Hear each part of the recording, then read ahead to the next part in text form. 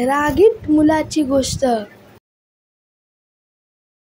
एक मुलगा फार चिडचिडा होता. तो सतत कशावर तरी चिडायचा. कोणी काही म्हटले की, मनासारखे नाही झाले की, कोणी काम सांगितले की असे कशावरही चिडायचा आणि चिडला की घरात आदळआपट करायचा, मोठ्याने ओरडायचा. त्याच्या वडिलांना त्याची ही सवय कशी मोडावी हे कळत नव्हते. त्यांनी एक दिवस एक उपाय करून बघायचे ठरवले. त्यांनी आपल्या मुलाला अंगणात नेले, एक भिंत दाखवली आणि त्याच्याकडे एक हातोडी आणि खिळ्यांची थैली दिली.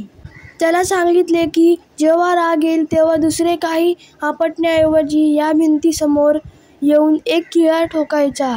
काहीतरी नवीन असल्यामुळे मुलगा तयार झाला. तो चिडल्यावर उत्साहात येऊन भिंतीवर खिळे ठोकायला लागला. त्याने असे बरेच खिळे ठोकले, पण हळूहळू त्याला खिळे ठोकण्याचा कंटाळा यायला लागला. तो काही न करता शांत राहायला लागला. त्याचा राग जरा कमी झाला. काही दिवसांनी त्याने आपल्या बाबांना सांगितले की मी आता आदळआपट सुद्धा करत नाही आणि खिळेही ठोकत नाही. वडिलांना आनंद झाला. त्यांनी त्याला नवीन कामगिरी दिली. त्याला सांगितले की आता तू ज्या ज्या व्यक्तीवर चिडचिड केली होतीस त्यांना आठव आणि त्यांना कधी गरज पडली की मदत कर. त्यांना आनंद होईल असे काहीतरी कर. असं काही केलंस किंवा कुठलंही चांगलं काम केलंस तर या भिंतीवरचा एक खिळा येऊन काढत जा. हे काम मुलाने आनंदाने सुरू केले. दुसऱ्यांची मदत करून त्यांना छान वाटेल असे काही करून त्यालाही आनंद व्हायचा आणि त्याची खूण म्हणून खिळा काढला की अजून छान वाटायचं. काही दिवसांनी त्याचे सगळे खिळे काढून झाले. त्याने वडिलांना ती रिकामी झालेली भिंत दाखवली.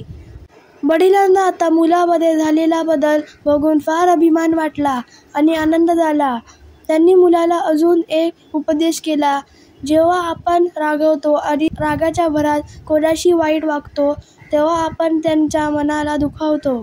ते खिळा ठोकण्यासारखं आहे आणि पुढे आपण कधी त्यांच्याशी चांगलं वागून संबंध सुधारू शकतो.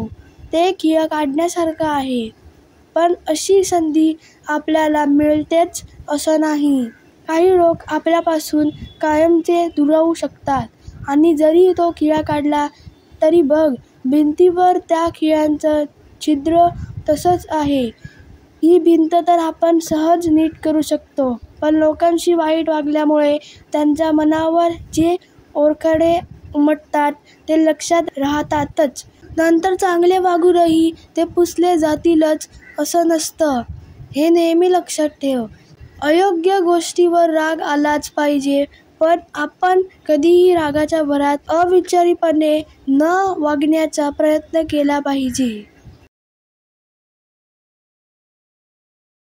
तर फ्रेंड्स, तुम्हाला व्हिडिओ आवडला असेल तर या व्हिडिओला लाईक करा, शेअर करा आणि चॅनलला सबस्क्राईब करायला विसरू नका. Thank you friends and bye bye.